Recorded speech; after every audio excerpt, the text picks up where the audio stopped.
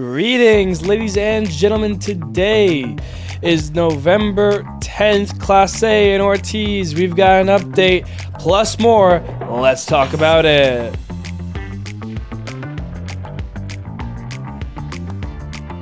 Hello, everybody. My name is Steven. This is the middle of the order. How are we doing today, ladies and gentlemen? Our second offseason episode. We're here, we're live, we're ready to get going. These episodes are kind of always hard at the start of the offseason because not much is happening. You know, I went to the transactions page this morning, and the last thing that happened was on the 7th, and here we are 3 days later, and, you know, everyone's getting their foot wet. You know, you start having your little meetings, and you know, we should have to some teams about certain players who are potentially on the trade table, etc., but, you know, rumors will slowly start to fly, etc. But for now, we'll go over the news that we do have. The biggest one out of baseball yesterday, I believe, we had an update on the Emmanuel, Clase, and Luis Ortiz situation. Now, if you were not aware of the situation, I will give you guys a quick brief. Back in, I believe, June or July, Ortiz was put on the restricted list as MLB investigated a gambling situation with him. And then right after that, it was supposed to be until about after the All-Star break, so it was about June, July, yeah. After the All-Star break was done, it was announced that she would stay on the list, and then I think a week or two later, Emmanuel Clase, one of the top closers in the game, you know, absolutely stud superstar, he ended up also joining the investigation and was placed on the restricted leave. So that was what was happening, and we didn't hear much about it. It was just kind of, you know, not pushed under the rug, but it was just like, okay, now we'll figure out what happens there. Well, it was announced that both the pitchers have been indicted on charges related to a scheme to rig bets on pitches thrown in MLB games. The prosecutors in the case have alleged that Luis Ortiz was paid $5,000 for throwing an intentional ball June 15th, and that Clase was given $5,000 for facilitating it, then again on June 27th. Now, that one was apparently for $7,000. When they were first put on the restricted list, people were coming up with some of their pitches. They were finding videos that some of the pitches that they were thrown we're not even close. You know, on some counts, on some batters, the first pitch being a ball way low, way in the dirt, way outside, nowhere close. So people, you know, assumed those were the pitches they were talking about, that they were, you know, betting first pitch ball and then just throwing the first pitch ball and then continuing on with their at-bat as they normally would, making money for, you know, themselves, friends, etc., others. So that was the situation that everyone thought was going on. There was a video that came out, and as stuff has developed, other people have pointed out things that apparently there was one strikeout on a really low ball or really low pitch that Clase threw, where I believe it was Andy Pajes who he struck out, and then they just you just hear him yell "fuck," which, I mean, sure enough, I guess.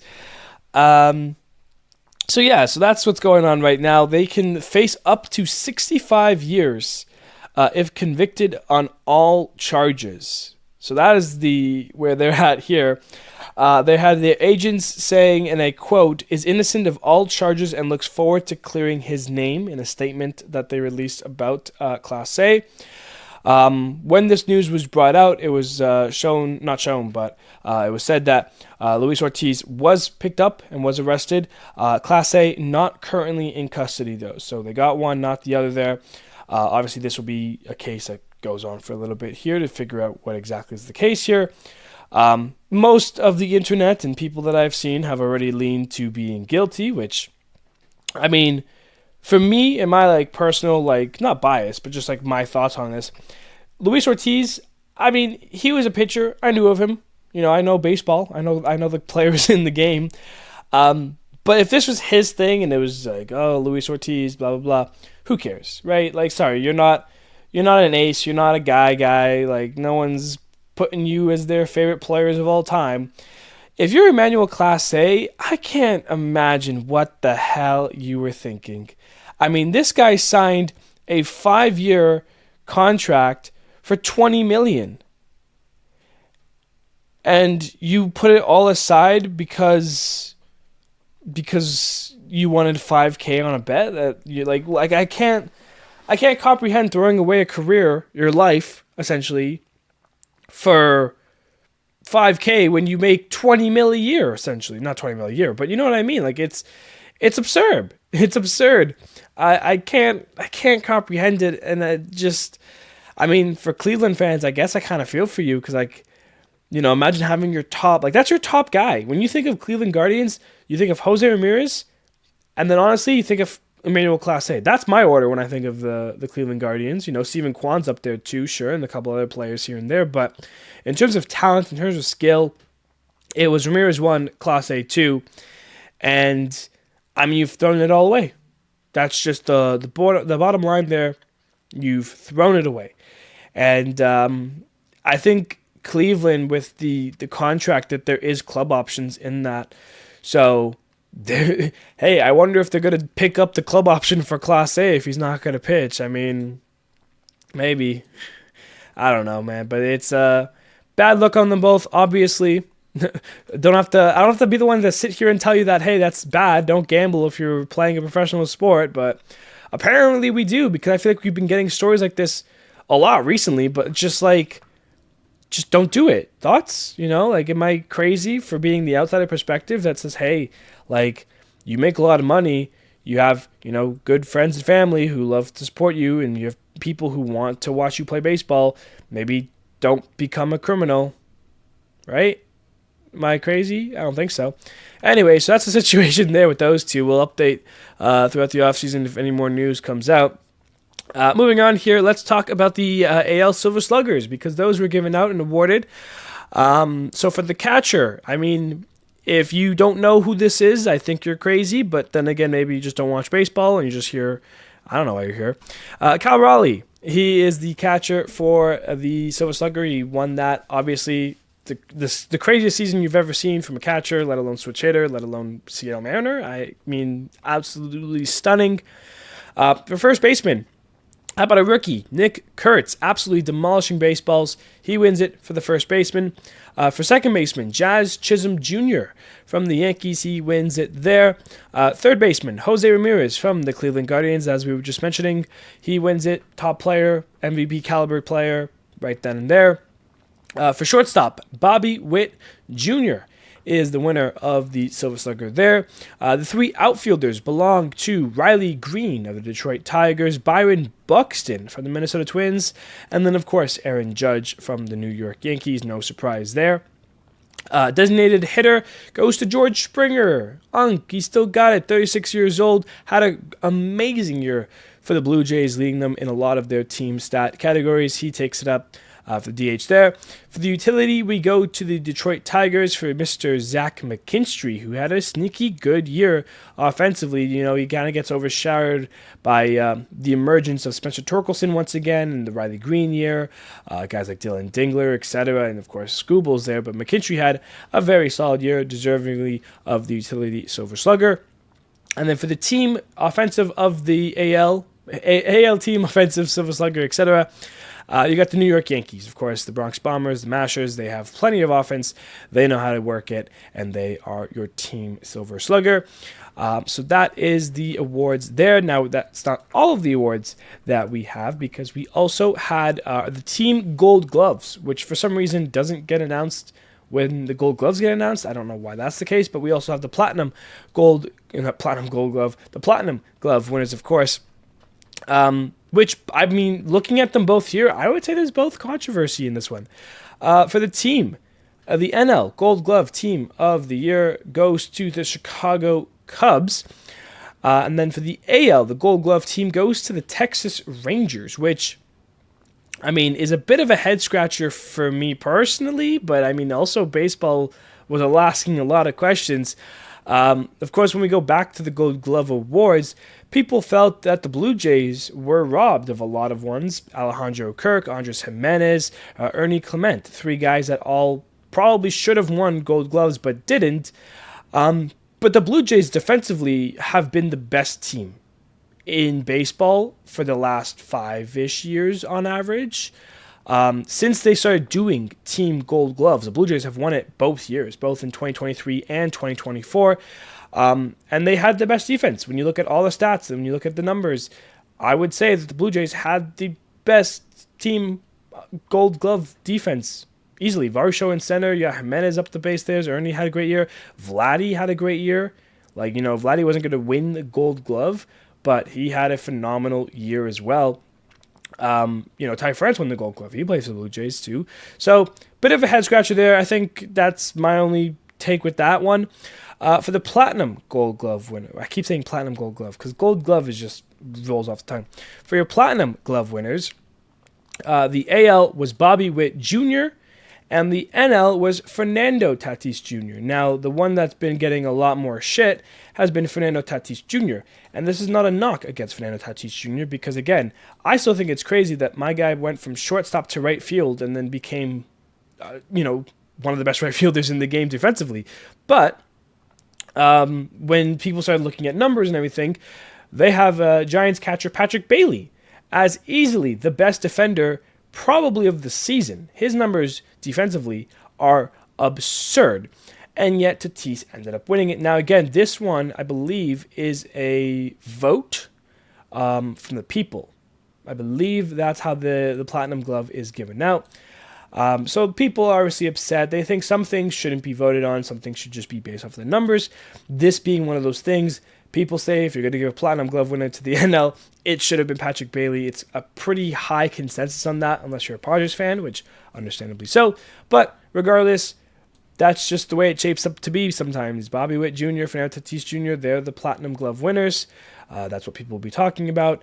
I'm sure if you watch the Giants broadcast next year, they'll be talking about how Patrick Bailey should have won it, but I'm just the messenger, and that's the news that we got there for the team and Platinum Glove winners. So, the two teams, the two players, congratulations. Should it have been the Blue Jays? Should it have been Patrick Bailey? I sit here saying yes, but that's just not the way the world works sometimes. So, is what it is. We move on now to a name that I'm going to butcher because I have yet to hear it for myself, so I'm not 100% sure, but I believe that the Japanese pitcher that is going to be posted alongside Murakami is Tatsuya Imai. I believe. The last name is where I'm struggling a little bit more. Imai. Maya. That's what I get, right? Ima. Anyways, but Tatsuya. I can do that one at least. He will set to be posted for MLB teams to sign, of course, him and Murakami both to be posted when they are eventually both posted. Whether it's the same time period or different time periods, it's 45 days to find a major league contract. The 27-year-old had a career best year, 1.92 ERA in the Japanese league. This was news that he was most likely going to get posted back in September, where Jeff Passan, one of the baseball greats in my mind in terms of media, he wrote that he can get anywhere from $80 million to $200+ million, depending on the contract he is looking for, depending on the team he wants to sign with. So, this is the I guess one of the main starting pitchers to go after if you're thinking about needing an ace or a new starting pitcher to help your rotation. Top end talents, you got Framber Valdez, you got Dylan Cease, but Tatsuya is up there among them as well. So. It'll be interesting to track his free agency once he gets posted, of course. This was news that he officially will be posted. It is not that he has been posted just yet. So the 45 clock hasn't started yet. I don't think him or Murakami has. I think maybe Murakami has. I forget what his one read. But Tatsuya Imai will be posted at some point during the offseason. And that is that. Now, that brings us to kind of the gist of the episode now and what I'll be doing going forward for the next, 6 episodes here. I'll be talking about free agency predictions, I guess, and what teams should be doing. So today is the ALE. So I've picked up all 5 teams. I've gone over the depth charts. I've looked at the free agency, and I've just come up with some thoughts and opinions that I want to be sharing with you. And then I'll be doing this, obviously, each episode with a different division. So AL Central, AL West, NL East, etc., etc. But today is the AL East, so let's talk about the New York Yankees first here. Now, of course, the Yankees, they're a very good team. You know, they missed out on the division by just a tiebreaker, essentially. They have the same record as the Blue Jays. And when I was looking at the depth chart, obviously a couple things stand out to me. The first one being that, hey, Max Fried is right then and there. Garrett Cole, he'll be back. You know, Carlos Rodon, I think will be healthy. So, I mean, that's an elite trio right then and there. Fried, Cole, and Rodon. And then you have Cam Schlittler, who, you know, showed up this year. Could be, you know, he'll probably get Rookie of the Year votes. Luis Hill, you know, Will Warren. Like, they have options there rotation-wise. I think the Yankees are pretty set there. When you start going through the lineup, I mean, Aaron Judge and Wright, slot that in. Stanton's still going to be there playing DH, slot that in. They trade for McMahon. He's got another year there, so he'll be at third. You got Jazz there. He'll be second. You start to scratch your head about shortstop, what they're going to do with Volpe / Jose Caballero. Like, they have both those guys. You scratch your head with first base, Ben Rice and Austin Wells / their catcher. Like, that's their duo there. And, like, do the Yankees run 3 catchers? Do they try to improve Ben Rice's defense? Do they just make him a first baseman? So there's questions there. And then the bullpen, of course. David Bednar, he's still around. Camilo Doval, he's still around. Those are guys they traded for at the deadline. So there's options there, but of course they lose out on Williams. And for me, Bednar is a solid option as a closer. Same thing as Doval. Both have been proven closers before, but both have proven to be struggling liabilities at times as well when they were on the Pirates and Giants respectively.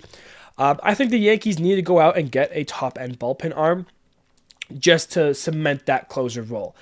I don't think it's an absolute must, because if they want to take the gamble on Bednar and keep him as the closer, because it worked out pretty well towards the end of the season, I think they could get away with that as well if they want to, you know, use their money elsewhere.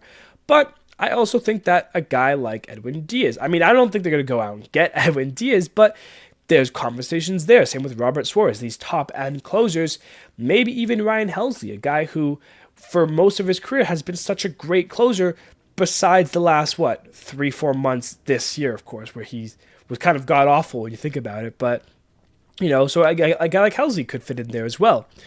Otherwise, you take a look at the infield maybe. You know, I think, is it safe to say that McMahon is going to be a great fit everyday third baseman?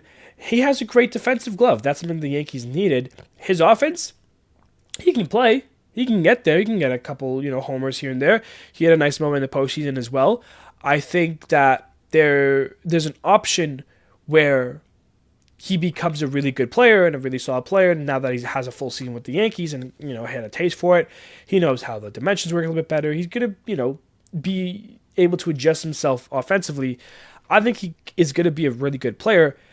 But, and I say this big but, on the off chance that he struggles, and the off chance that, you know, because his numbers weren't great when he came over, you know, you want to be able to fill that third base void. And who could you go and get? I think a guy, if they want to spend some money, a guy like Jorge Polanco is a pretty decent option for them. I mean, a switch-hitting second baseman that, you know, we've seen play everywhere in the infield before. You could do something like that, maybe move Jazz back to third.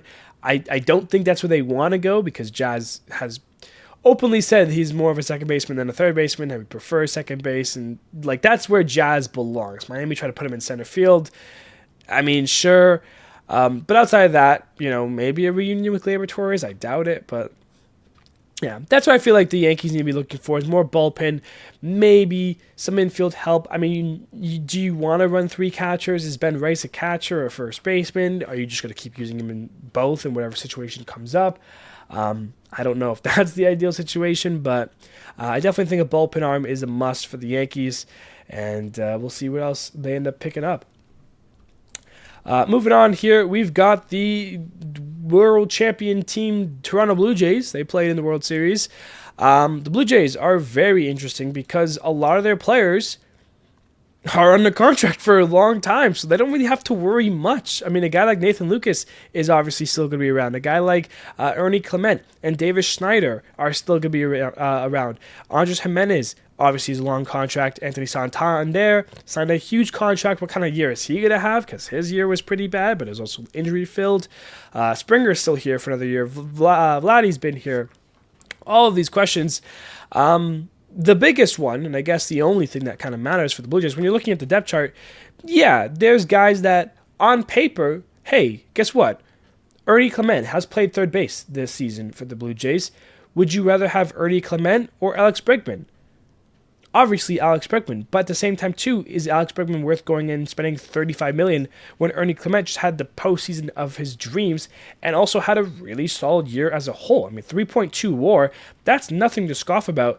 Ernie Clement had a really good breakout year here, and it's very interesting to see how the rest of his career now will continue to grow. I mean, does he become just this like offensive machine hitting wise and just picking up hits left, right, and center like he did in the postseason? That could easily happen. So why go get a guy like Bregman when you don't need a guy like Bregman because you have Ernie Clement? Like, that's the questions that the Blue Jays will be looking for to answer. The bullpen, I think, also could use more work. And I think most teams, as I go through the depth charts, always the bullpen could go for work. You know, you got 8 guys.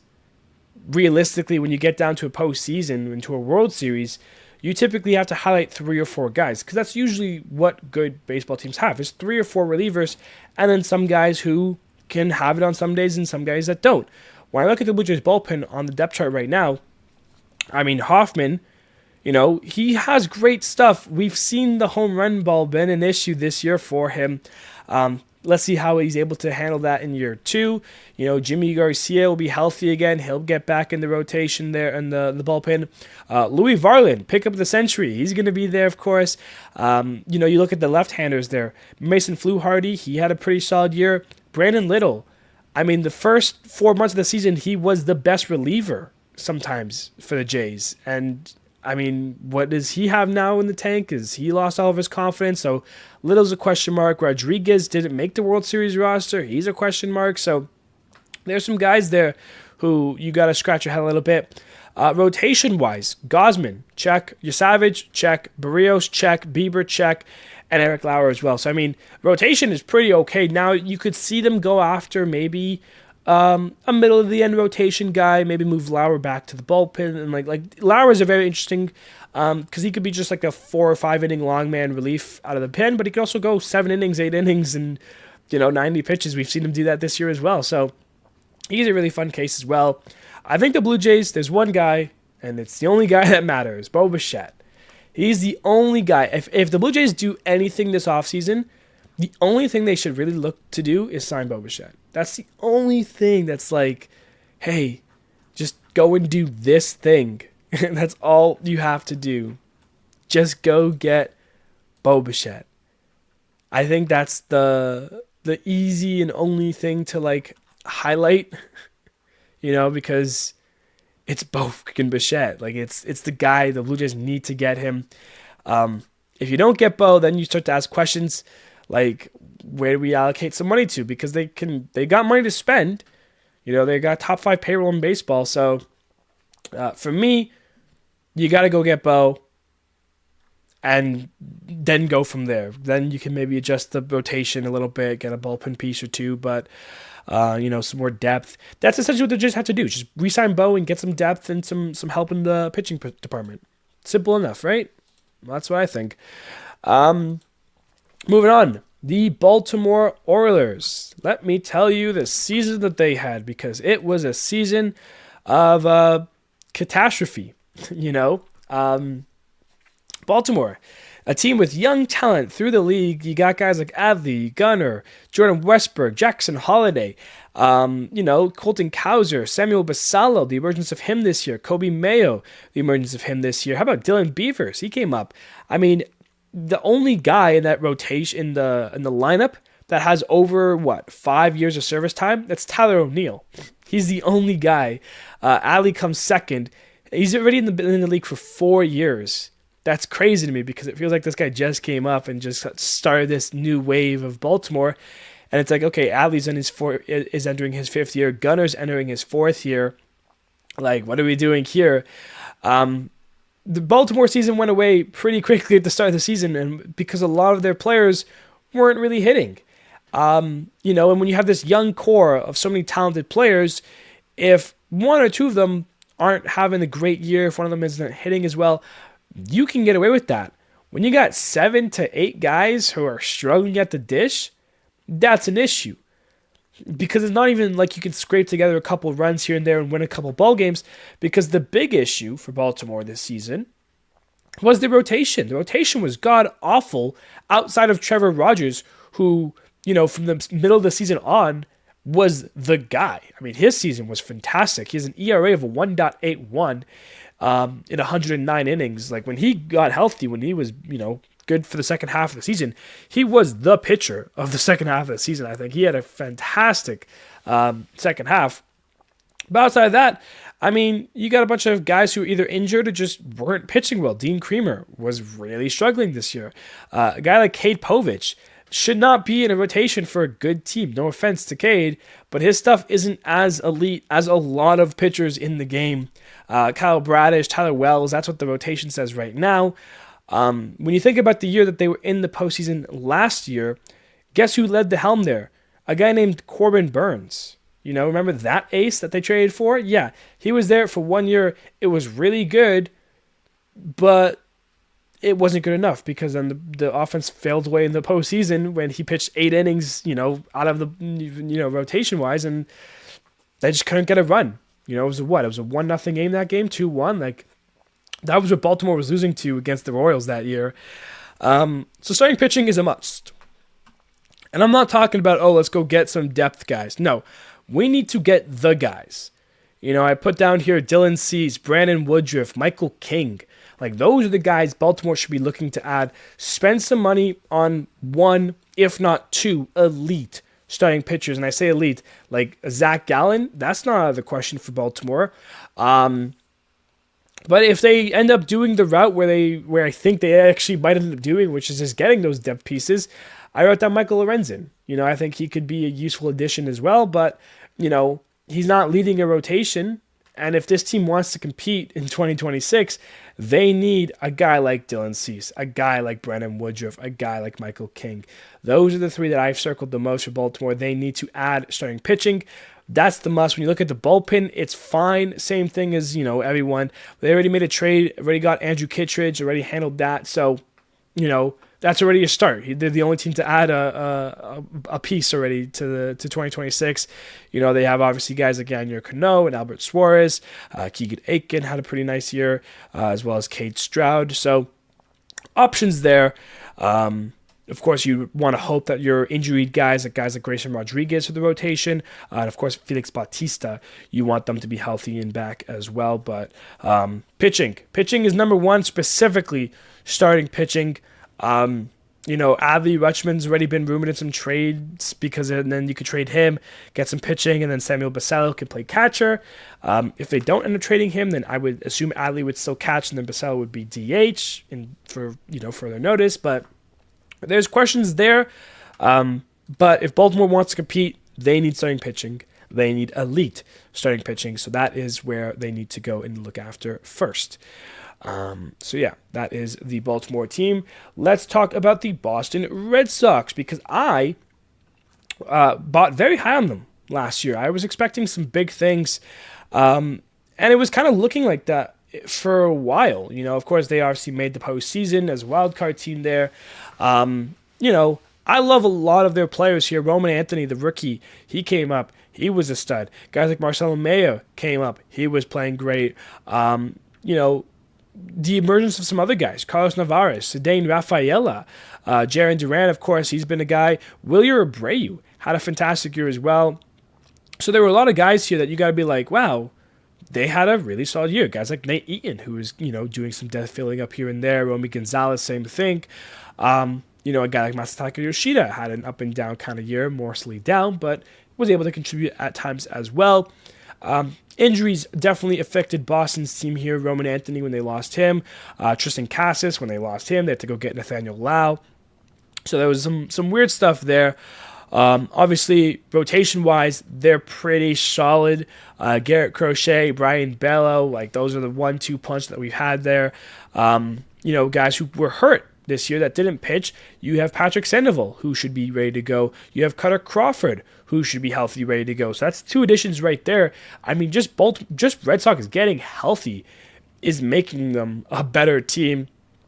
Bullpen-wise, they still have Aroldis Chapman, who had, I think, one of the best reliever years we saw last year. So, I mean, you put him there alongside a guy like Garrett Whitlock, who had a really solid year, alongside a guy like Greg Weissert, who had a really solid year. Like, bullpen-wise, they're actually pretty solid compared to some of the AL East teams that we've done. Like, this is a really nice bullpen.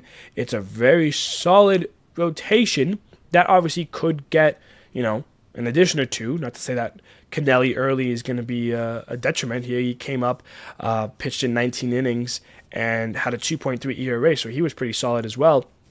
So, I mean, as a whole, already on paper, I like Boston's lineup a lot. I liked it last year. I already like it this year. You add Roman Anthony already. You add Marcelo Mayer. Like last year when we're doing it, we're like, oh yeah, they might come up at some point, and that will be exciting. Now seeing them in the depth chart and seeing them like, oh yeah, he's going to be the left fielder. Jarren Duran's going to be the center fielder. Trevor Story is still there, and like all this stuff. You like it a lot if you're Boston. And you have to remember, last year, you guys still had Rafael Devers to this point, if we go back 365 days. So there's a lot to be excited about. And Boston, they have the money to spend. Obviously, when you think of third baseman, they lose Bregman, which is kind of a big blow. And right now they have Marcelo Mayer slotted into that third base slot. And I think that is fine. You have these young kids as well. You get some depth pieces just in case they aren't performing well. But I think it's just, look at some pitching. You get another arm too. Maybe Lucas Giolito comes back. Maybe add a piece of the bullpen. Maybe add a guy like Devin Williams. Take him from the Yankees. He comes back to form, and there you go. So there's options there for Boston. I think just getting healthy is where Boston will really get better as a team. Garrett Crochet, second, is good. He's probably going to finish second in Cy Young, if I was going to say. But, yeah. Love Boston's team a lot. I think it's very good. Excited to see what they'll be able to do in 2026 and what kind of moves they'll end up making to help their chances this year. Which brings us to the last one. The Tampa Bay Rays. Excuse me. Yes, still coming down. Still finishing up from that sickness, believe it or not, 2 weeks later. The Rays are obviously the team that kind of gets undershadowed now in the AL East with the emergence of the Blue Jays this year. You got the Yankees, who are the Yankees. You got the Red Sox, who are the Red Sox. Those two teams don't go away, and if they do, it's for a year at a time. Blue Jays, went to the World Series. They're around, and then Baltimore again. Despite finishing last, they could also be like the Blue Jays, where they finish last this year, and then they win the division next year if all their young kids play up to potential and all this stuff. So keep an eye on for Baltimore next year. I think if you're going to circle a team to say, hey, you're probably not going to win the division next year, it's probably the Tampa Bay Rays. But even then, they still have good players, and we've seen devil magic before from them.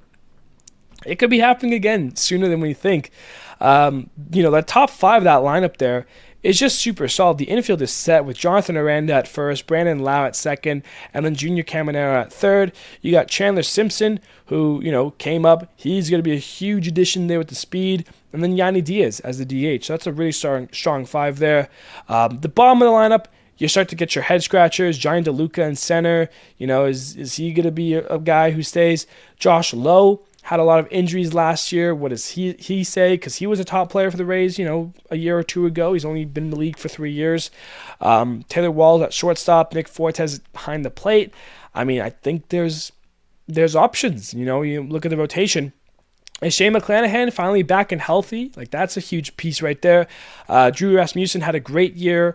Can Shane Baz figure it out finally? He had a tough year last year.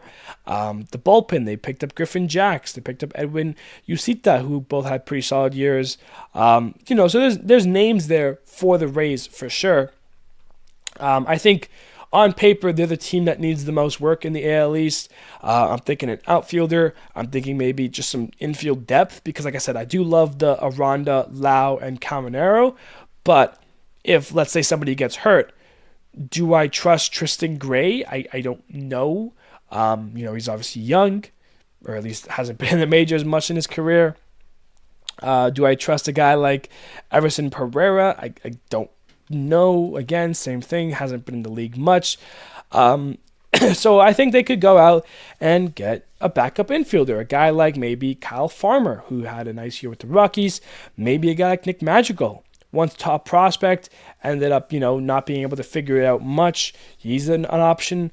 I think you could go get a better outfielder for sure, a guy who maybe provides more power in the lineup. So I circled guys like Randall Grichuk, Austin Hayes, guys that aren't going to break the budget, because we know the Rays aren't going to spend lots of money, but guys that, you could probably get for $6 to $10 million and be productive and be useful. In worst case scenario, trade them at the deadline to a team that could use that extra power bat, because Grichuk hits lefties really well, because Hayes hits lefties really well. So there's options there, I think, for the Rays. Obviously, with their pitchers getting healthy, that helps them out. If Shane McClanahan comes back and is like God's gift again, the Rays are going to be in contention for a potential postseason spot, potential wild card, maybe a division. Of course, I feel like a lot would have to go right for them, not only for them personally, but also like the Yankees would need to get injured a lot. The Red Sox would need to get injured a lot. The Jays would need to get injured a lot. So there's aspects to do, it's baseball. You got to play 162 games. Who knows what can happen in those games? Any one of these 5 teams can win a division. That's how it always is. I don't think you can say that for other divisions. I don't think you can say that the White Sox are going to win the division next year. They could win the division. I don't think you can say that for the Rockies, but I think for the AL East, and this is why I think it's still one of the top divisions in baseball, even though the Blue Jays are this very talented team that just went to the World Series, and the Yankees have these amazing starting pitching, trio, and the Red Sox have all this young talent, and Baltimore has even more young talent, a team like the Rays can still find a way to win a division and make the postseason. So I think there's work to be done. Like I said, I do believe Randall Grichuk or an Austin Hayes is a really nice fit, a guy like Kyle Farmer as well, but yeah. That's what my take is on Tampa Bay Rays, and that's my takes on the AL East as a whole. And it's probably going to be similar takes as I go down to other divisions. Hey, you need a rotation arm. You need this. But we'll see exactly how it goes there. But that is my fringe seat for the AL East. An update for the week, the schedule ahead. The BBWAA Awards, of course, are being given out this week. I mentioned this on Friday, talked about the nominees and everything. Today is Rookie of the Year. Tomorrow, Tuesday, Manager of the Year.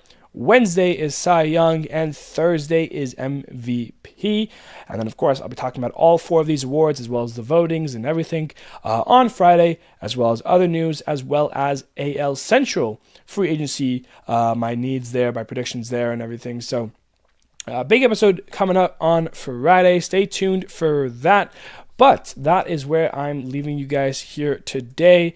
The offseason starting off slow. Hopefully we'll get some signings happening soon. But for now, this is what we got. Little talks here and there. Love you all. Appreciate you all. Thank you, buddy, so much. And I will see you on Friday.